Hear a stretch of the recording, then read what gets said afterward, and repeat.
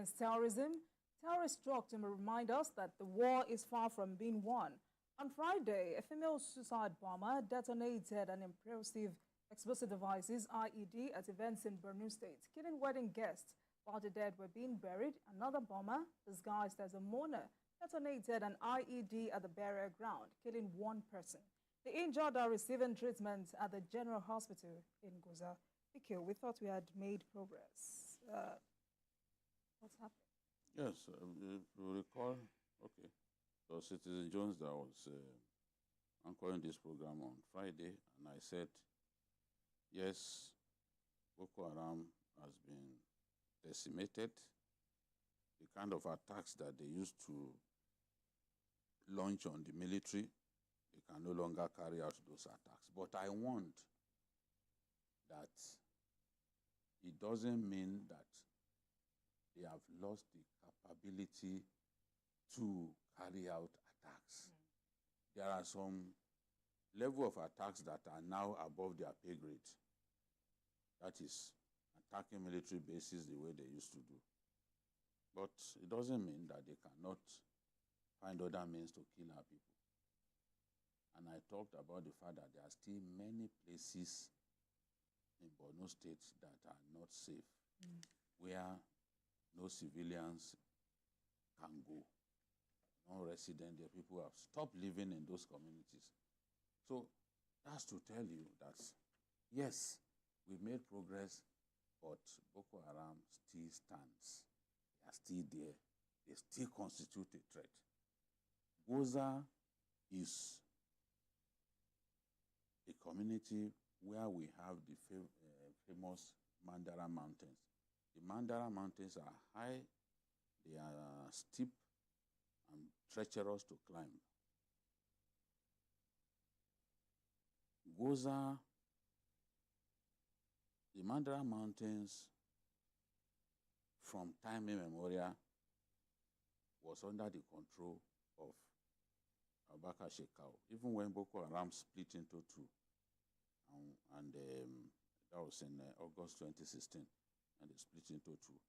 Shekau and his faction retained control of Sambisa and the Mandara Mountains, while Abu Musab al-Banawi retained control of the islands of Lake Chad. They call them the Tumbus. Now, there is a certain Boko Haram commander called Ali Gwoza. Ali Gwoza is the commander and is the one who has been coordinating attacks on troops. You know, they kill troops from time to time, even in that area. You just launch an attack and run away. Kill people, climb the mountains. We have not launched an attack or a coordinated operation to dislodge them from the Mandara Mountains, because an operation to dislodge the Boko Haram fighters from the Mandara Mountains is a tricky operation, is potentially tricky in terms of what the outcome could be. So the military know that they have to be very careful. And then if you must carry out such an operation, it also has to be with the cooperation of Cameroon. Because the other side of Mandara Mountains is Cameroon territory. It helps Boko Haram when sometimes you're attacking them, they cross to the other side. And they are familiar with the terrain. It's not everybody who can just climb that mountain. But they live on top of the mountain. There are communities on the Mandara Mountains. There are communities, they've been there for ages. So we know now that after what happened, we've got to do something. There were 4 attacks between yesterday and today. The 4th one in Pulka, the girl was arrested before she was able to kill people in the IDP camps. The IDP camp there, they arrested her. The first attack was the one carried out on wedding guests. So this morning when I was doing my research, I discovered that 21 persons were buried today after the attack. Then one soldier and one civilian JTF died. That means 23 confirmed dead. 29 are injured and taken to hospital. So that Pulka, where the woman was arrested, just 22 kilometers to Gwoza, where this last attack happened. You know, Gwoza is the local government of the Borno South Senator, Ali Ndume. Ali Ndume comes from a town called Ambagda in Gwoza. Ambagda is too unsafe to live in. Even Ali Ndume lives in Gwoza. The situation in the northeast is such that the capital of a local government will be safe, but in most cases, other communities outside of the state, the local government headquarters are no-go areas. So, Ali Ndume's hometown, Ambagda, is not considered safe for him.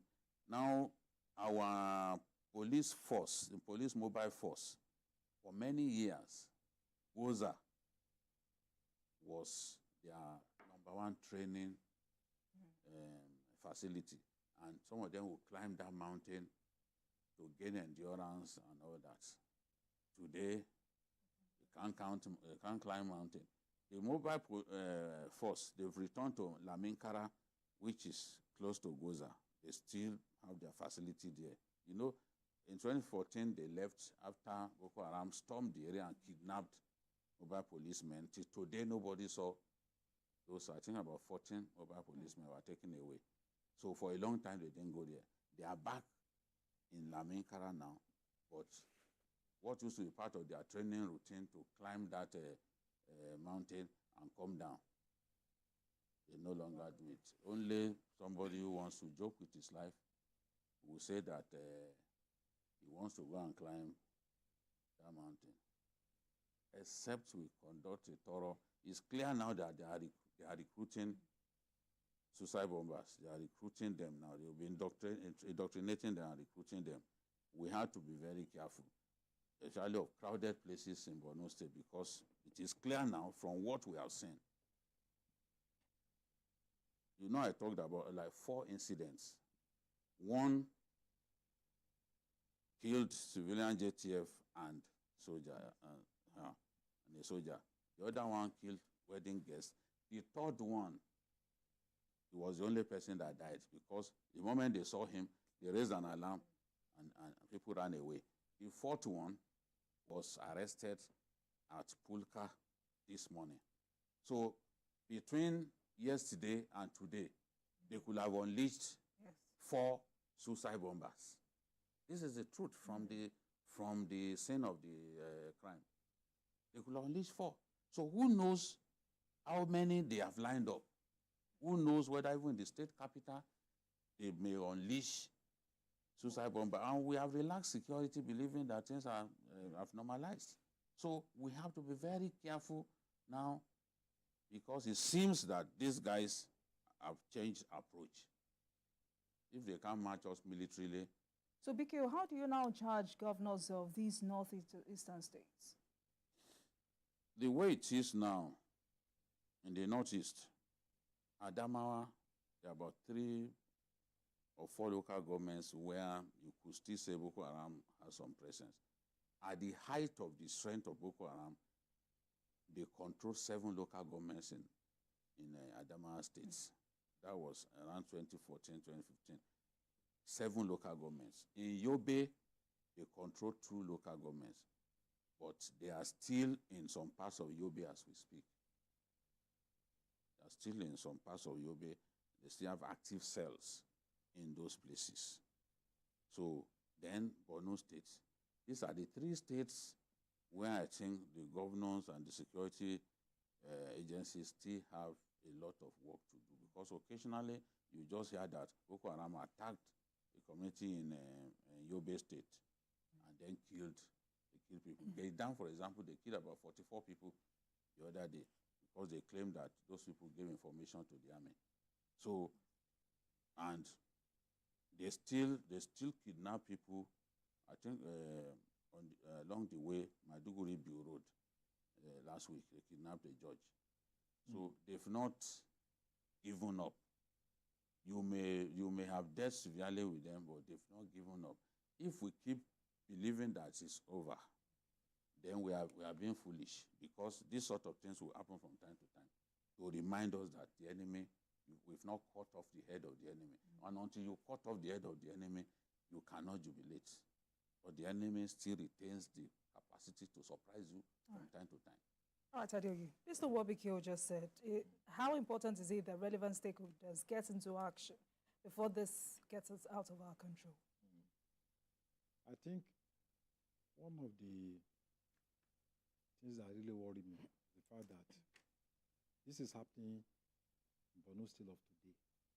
A state that you have a governor that is working hard, sleepless nights, to reverse the ugly trend of the past in terms of security, in terms of education, in terms of empowerment of communities and individuals.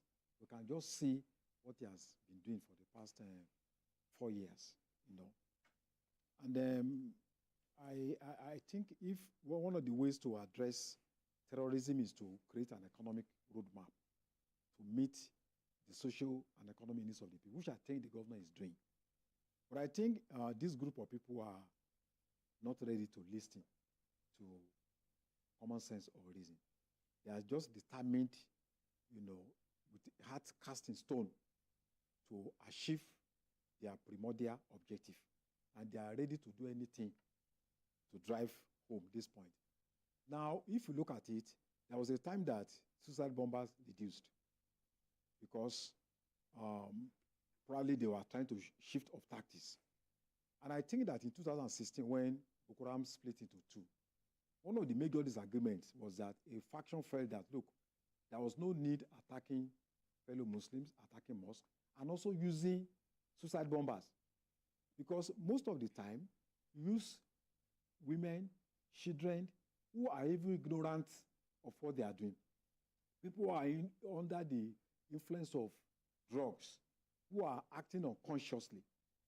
In this particular case that we are talking about, if that report is correct, that a woman that had a baby strap on her back. So you can imagine that level of primitivity. That child just coming into this world has not even enjoyed anything, does not even know the meaning of the word. The child is coming on to engage. And then you put that child on your back. So how will a security operative suspect such a person? So using suicide bombing is one of the low-hanging fruits of terrorist organizations, because it's very difficult for security operatives to actually discover them because of the kind of people that they use. Sometimes they use people that would dress as policemen, as a pregnant woman, so they can sacrifice any human being, in order to achieve their aim. So it's very difficult for security operatives. So for me, I think who must have done this, I suspect, is the Shekarau faction, this faction of Boko Haram, because it's the group that believes. That's the Shekarau faction. They are the group that believe that suicide bombing and all sorts of things that they should continue, even though as far as 2006, Hamas has dropped that idea that look, it's no longer in fashion. So I don't know why they still continue to use innocent people as shield. So I think what the government should do, first of all, we have DSS, SSS, but I think there is no law that stops state authorities from setting up intelligence bureau to complement the work of state security service, because they are overwhelmed. So states on their own can also set up intelligence bureau to get more information. And I think states need to work with local authorities, local communities, especially religious leaders, because what we have is a challenge of indoctrination, ideological indoctrination. They have also the idea that they preach, in religious houses. Right. And I also think states should not think that because it's happening in Northeast, they cannot come to they can have suicide bombers in the other southern states to create diversion, so that to take the heat off on them. So every state should see this as a challenge. All right, gentlemen, let's go on a break, and when we come back, we will continue.